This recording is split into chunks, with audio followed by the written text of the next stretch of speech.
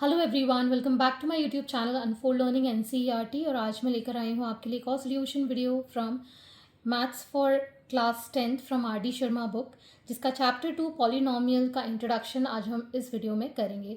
Previous chapter मैं already अपने channel page पर अपलोड कर चुकी हूँ। अगर आपने मिस कर दिया है तो please do have a look in the description box of this video, जहाँ पर मैंने प्लेलिस्ट बनाकर सारे वीडियोज़ पोस्ट किए हैं, तो वहाँ से आप जाकर सारे वीडियोज़ देख सकते हैं। और अगर आप मेरे चैनल पे फर्स्ट टाइम आए हैं तो please do subscribe my channel. तो आइए स्टार्ट करते हैं चैप्टर पॉलिनोमियल। तो पॉलिनोमियल क्या होता है, इसको हम दो पार्ट में पढ़ेंगे, दैट इज़ पॉली एंड नोमियल्स। ठीक है, पॉली मीन्स होता है मैनी एंड नोमियल्स का मतलब हो गया टर्म्स। तो बहुत सारे टर्म्स अगर किसी के अंदर हैं, किसी भी एक्सप्रेशन एल्जेब्रिक एक्सप्रेशन के अंदर है, तो उसको हम पॉलिनोमियल्स कहते हैं। जैसे कि फॉर एन एग्जाम्पल अगर हम यहाँ पर एक टर्म लिखें 4x, ठीक है ना, तो ये एक सिंगल टर्म कहलाएगी, जिसमें कि एक तो है कोफिशिएंट, जो नंबर होता है इसको हम कहते हैं कोफिशिएंट, और ये कहलाता है वेरिएबल।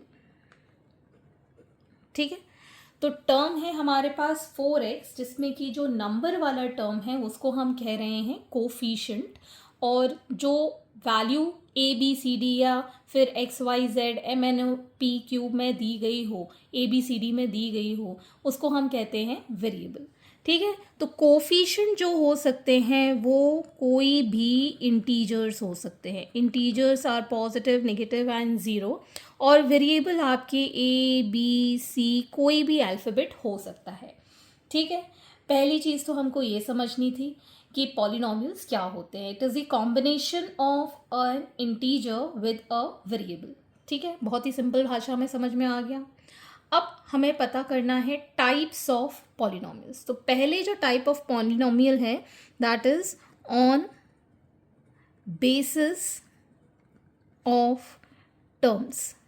ठीक है, टर्म्स के बेसिस पे अगर हम देखें तो पॉलिनोमियल दो तरीके से या तीन तरीके से हम कह सकते हैं। जैसे कि अगर हम एग्जाम्पल 4x का लें, जिसके अंदर कितनी टर्म है, सिंगल टर्म है, तो हम इसको कहेंगे मोनोमियल।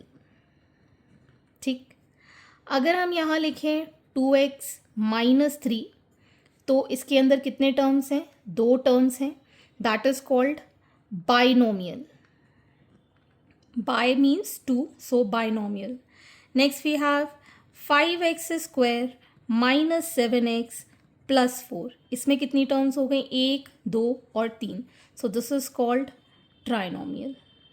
ठीक है, तो जो टर्म्स हम सेपरेट करते हैं या कैटेगराइज करते हैं, तो कभी भी मल्टीप्लिकेशन या डिवीजन में कभी भी ये मोनोमियल या ट्राइनोमियल डिवीजन नहीं होता। प्लस और माइनस अगर बीच में आया है तो उसको हम डिवाइड कर देंगे in the terms. So first we have one term that is called monomial, second we have 2x and minus 3 that is binomial. दो टर्म्स है इसके अंदर, और इसके अंदर तीन टर्म्स है तो ये ट्राइनोमियल। और अगर तीन से ज़्यादा टर्म्स होंगी तो उसको हम कहेंगे polynomial. So on the basis of number of terms we have three kinds of polynomials, that is monomials, binomials and trinomials. अगर आपसे कहा जाए तो इसमें टर्म्स क्या क्या होंगी, मोनोमियल में कितनी है 4x, इसके अंदर क्या होगी 2x and minus 3।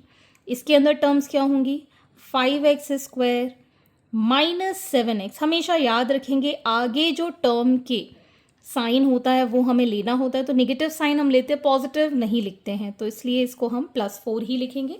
So we have three terms in trinomial. Clear. अगर आपसे कहा जाए कि 4x क्यूब माइनस 10 है, इसमें कितनी टर्म्स हैं, तो हम यहाँ देख सकते हैं 1 and 2, so it is a binomial. Clear, I hope आपको ये क्लियर हो गया होगा। Next we have the degree of polynomial. It is the highest power of variable in a polynomial. ठीक है, तो डिग्री क्या होती है, किसी भी वेरिएबल की हाईएस्ट पावर किसी पॉलिनोमियल के अंदर। मान लीजिए हमको यहाँ पर कोई एक पॉलिनोमियल f(x) गिवन है एज 3x + 1/2। ठीक है, इसमें वेरिएबल क्या है, x है, जिसकी डिग्री कितनी हो जाएगी, जब कुछ नहीं होता तब हम 1 मानते हैं, तो इसकी डिग्री कितनी हो जाएगी 1।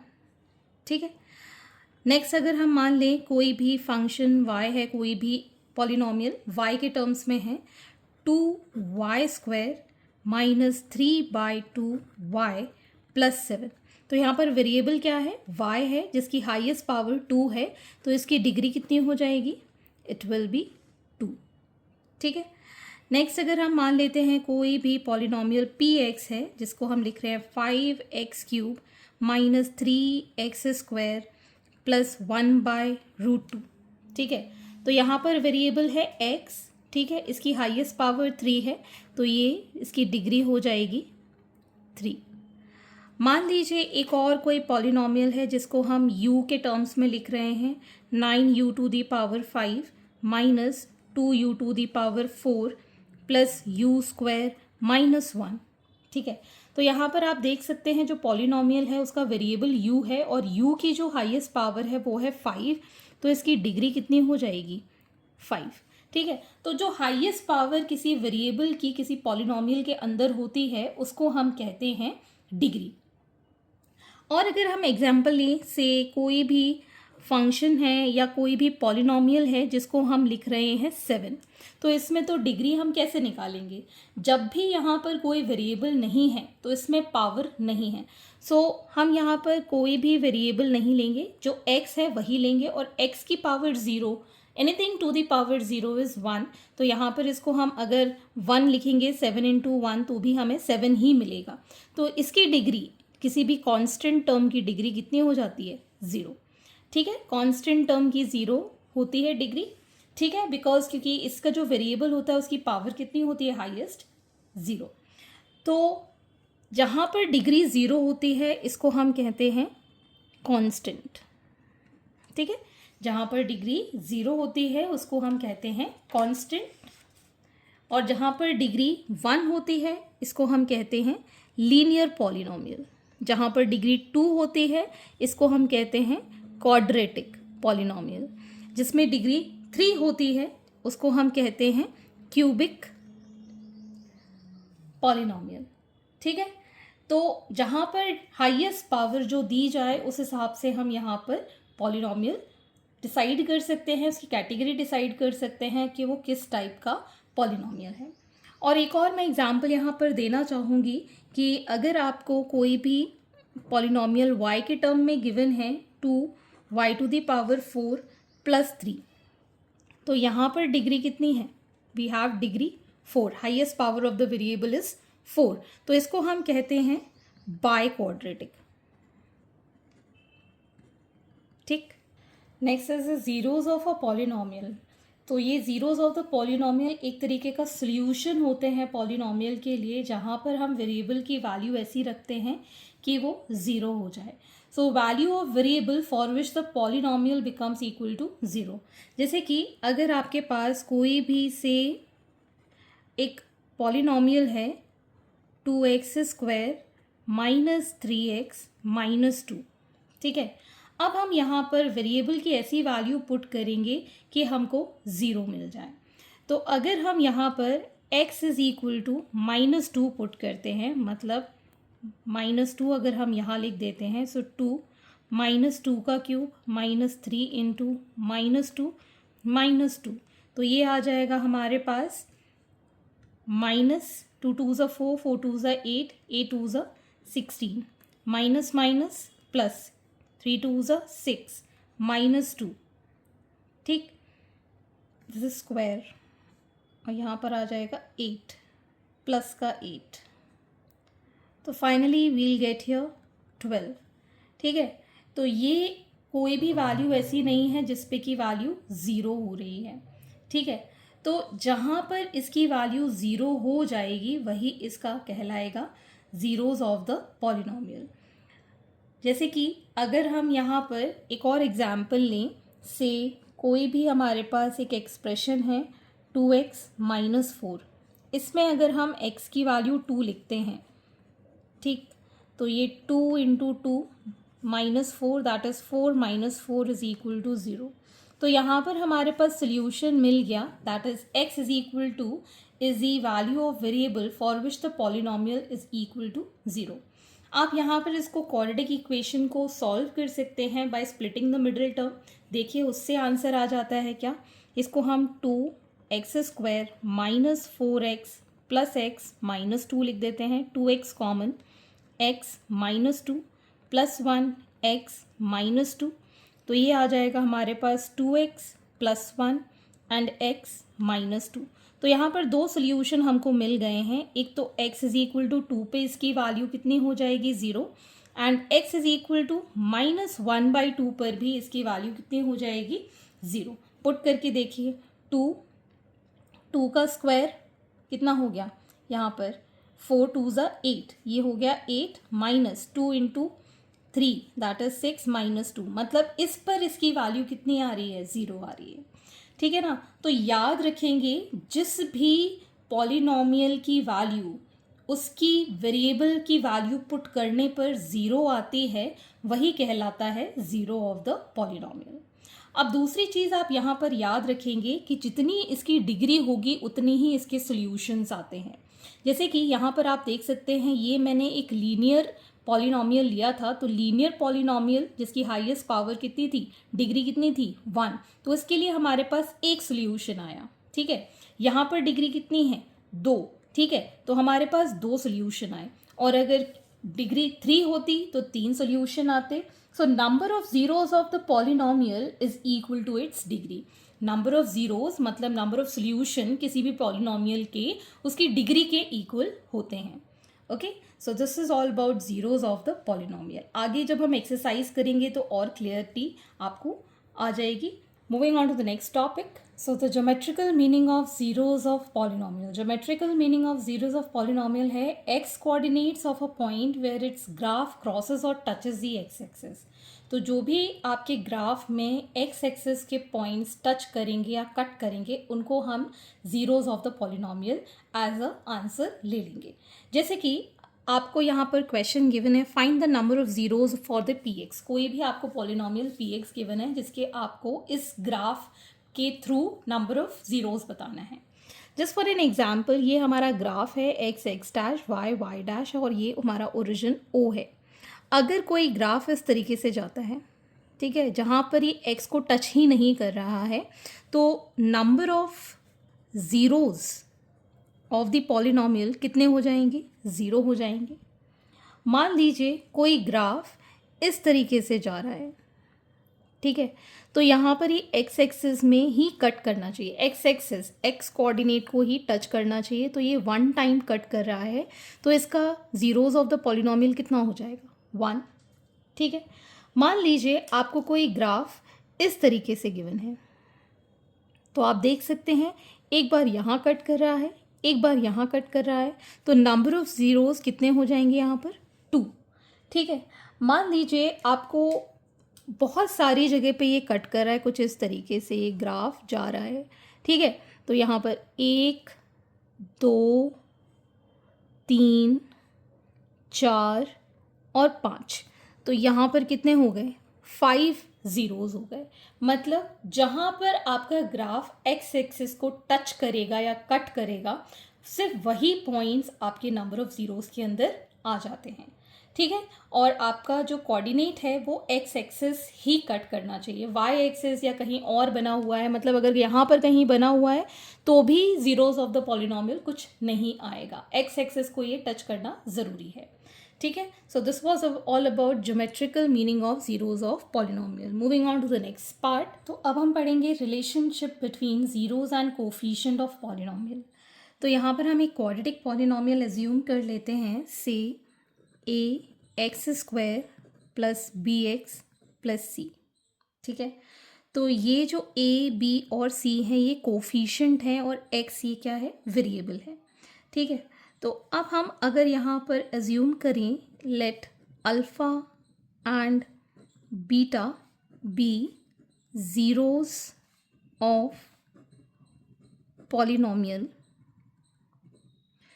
तो हम ये कह सकते हैं दैट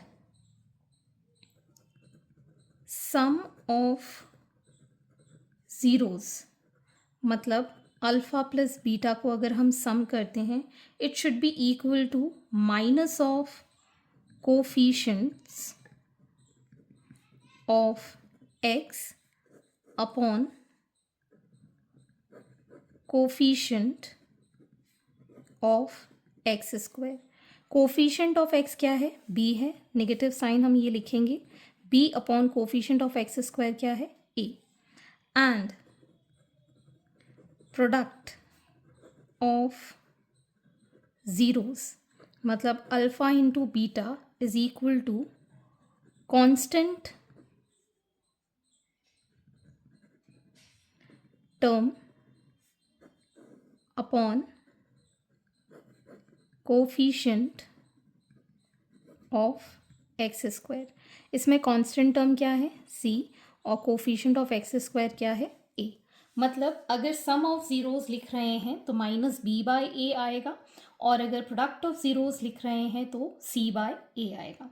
इसको हम एक एग्जाम्पल के साथ कर लेते हैं। मान लीजिए हमारे पास कोई एक पॉलिनोमियल है जो कि क्वाड्रेटिक पॉलिनोमियल है, 6x² माइनस एक्स माइनस 2। ठीक है, इसके अब हम ज़ीरोज़ डिटरमाइन करेंगे by splitting middle term. Splitting middle term हम जूनियर क्लासेस में पढ़ चुके हैं। इन दोनों का करेंगे हम मल्टीप्लाई, 6 2 ज़ा 12, और 12 के हम ऐसे फैक्टर निकालेंगे कि ये 1 आ जाए, बिकॉज -1 हमको चाहिए। ठीक है, सो 4 3 ज़ा 12 होता है, तो -4 + 3 करेंगे तो कितना आएगा? -1, बिकॉज हमको यहाँ पर -1 चाहिए। सो 6x² minus 4x plus 3x minus 2। अब आप देख सकते हैं यहाँ पर हमने ये जो सॉल्व किया है, ठीक है, और यहाँ पर ये कितना हो जाएगा? 2x कॉमन, सो 3x minus 2 plus 1 common, 3x minus 2।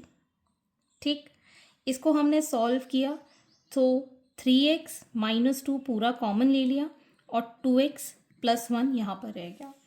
अगर ये ज़ीरोज़ ऑफ द पॉलिनोमियल है तो ये जो हमारा पॉलिनोमियल f(x) है, दिस इज इक्वल टू 0। मतलब ये जो 3x माइनस 2 और 2x प्लस 1 है, दिस इज इक्वल टू 0। तो हम यहाँ से 3x minus 2 is equal to 0 लिख सकते हैं और 2x plus 1 is equal to 0 लिख सकते हैं। सो x की वैल्यू आ गई 2/3 और x की वैल्यू आ गई -1/2। तो यहाँ पर हमको दो वैल्यूज़ मिल गई हैं, बिकॉज जैसे कि मैंने बताया था जितनी डिग्री होगी उतने ही आपको यहाँ पर सोल्यूशन मिलेंगे। एक को हम मान लेते हैं अल्फ़ा, एक को हम मान लेते हैं बीटा। ठीक है, तो अगर हमको सम ऑफ ज़ीरोज़ कहा जाए तो क्या होगा? Alpha plus beta, that is 2/3 plus -1/2। इसको सॉल्व कर लेते हैं, दिस इज 6 और ये आ जाएगा 4 - 3 दैट इज 1/6। अदरवाइज आप इसको क्या लिख रहे हैं? कोफिशिएंट ऑफ एक्स का negative bye coefficient of x square. So minus coefficient of x क्या है? बी, सो माइनस बी, तो माइनस बी कितना है? -1। ठीक, माइनस ऑफ -1, ठीक है, अपॉन ए कितना है यहाँ पर? 6, तो ये कितना हो गया? 1/6। देखिए ये इसके इक्वल आ गया, coefficient of x upon coefficient of x square का नेगेटिव। और अगर हम प्रोडक्ट निकालें, प्रोडक्ट ऑफ ज़ीरोज़ फाइंड कर रहे हैं, मतलब alpha into beta, alpha is 2/3, beta is -1/2, ये कैंसिल आउट, सो -1/3 है। और अगर हम इस फॉर्मूले से निकालें, कांस्टेंट टर्म यहाँ पर कितना है? -2 अपॉन a दैट इज 6, इसको कैंसिल आउट किया 3 टाइम्स, सो -1/3 आ गया। तो आप देख सकते हैं या तो आप डायरेक्टली इसी मेथड से फाइंड कर सकते हैं ज़ीरोज़ ऑफ द पॉलिनोमियल, या फिर आप इस तरीके का सोल्यूशन फाइंड करके अल्फ़ा और बीटा की वैल्यू में सम और product of the zeros find कर सकते हैं। So hence this is all about the introduction of the polynomial, और इसी पे बेस्ड हमको एक्सरसाइजेस करनी है। See you in the next video with the exercise 2.1 of this book RD Sharma। I hope आपको मेरे सोल्यूशन वीडियो ज़रूर पसंद आ रहे होंगे। अगर आपको कोई भी डाउट या क्वेरी है तो आप मेरे चैनल के कमेंट सेक्शन में, या फिर आप मुझे सर्च कर सकते हैं on Telegram by the name unfold learning NCERT, जहाँ पर आप अपने डाउट्स क्लियर कर पाएंगे। At last please do share my videos with your family and friends and don't forget to subscribe my channel. Thank you for watching.